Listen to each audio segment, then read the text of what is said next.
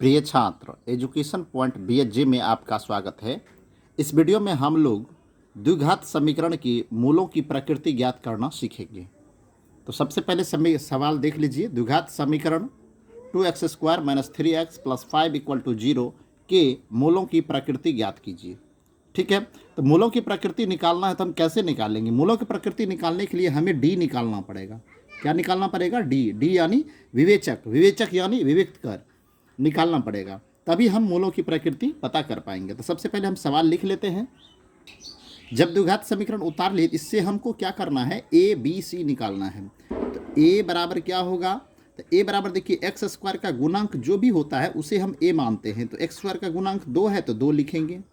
यदि यहाँ कुछ नहीं होता तो यहाँ पर हम 1 मानते। क्लियर? अब देखिए b बराबर क्या होगा? x के गुणांक को b माना जाता है। तो x का गुणांक 3 -3 है तो यहाँ पर लिखेंगे -3। c बराबर हो जाएगा 5। a b c, इसको कहते a, इसको कहते b, इसको कहते c। a b c निकल गया। हमको निकालना है d, लेकिन हमें तो मूलों की प्रकृति पूछा जा रहा है। मूलों की प्रकृति हमें तभी पता चल पाएगा जब हम d निकालेंगे। क्लियर हो गया?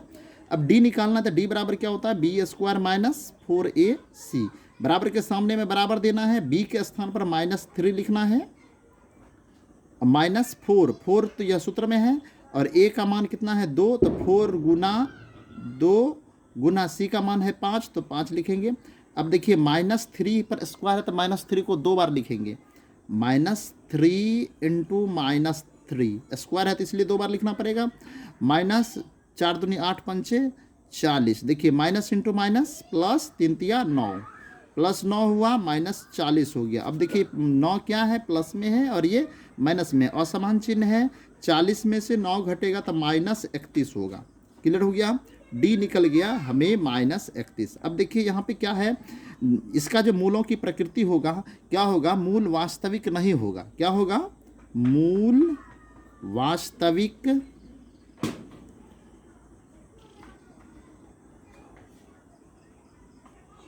देखिए जब भी डी का मान माइनस में कुछ भी आए, -1 2 3 4 5 कुछ भी माइनस में आ जाए तो समझ लीजिए मूल वास्तविक नहीं होगा। -31 है, यह डी 0 से छोटा है। देखिए मूलों की प्रकृति के लिए हम डी का जो तुलना करते हैं 0 से करते हैं। उसके बारे में हम यहाँ पे कुछ सूत्र लिख देते हैं, जिसको पूरा देख लीजिएगा। लिख देते हैं। यह जो मैं लिखा हूँ, यह इस सवाल से इसका कोई लेना देना नहीं। हर एक सवाल में आपको लिखना नहीं, ये अलग से है, आपको याद रखना पड़ेगा।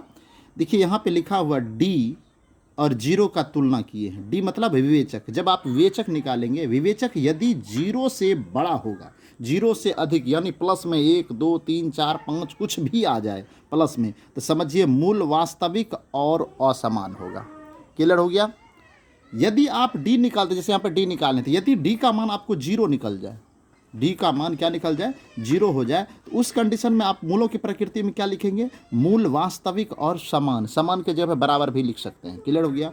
जब आप डी का मान निकालेंगे और डी का मान माइनस में निकलेगा, तो डी का मान यदि माइनस में निकलेगा तो यानी वह 0 से छोटा हो गया। डी क्या हो गया? 0 से छोटा हो गया। तो इस स्थिति में मूल वास्तविक नहीं होगा। इस बात का ध्यान रखना है। तो इस बात का ध्यान 2-4 बार आप इसको देखिए। इस तरह के सवाल और भी प्रैक्टिस कीजिए। कोई सवाल यदि आपसे नहीं बनता तो हमें कमेंट में ज़रूर बताइए, हम उसको सॉल्व कर देंगे। क्लियर हो गया? और इस तरह का वीडियो मैं बनाते रहता हूं, इसलिए हमारे चैनल पर आप नए हैं तो हमारे चैनल को सब्सक्राइब कर लीजिए। वीडियो देखने के लिए धन्यवाद।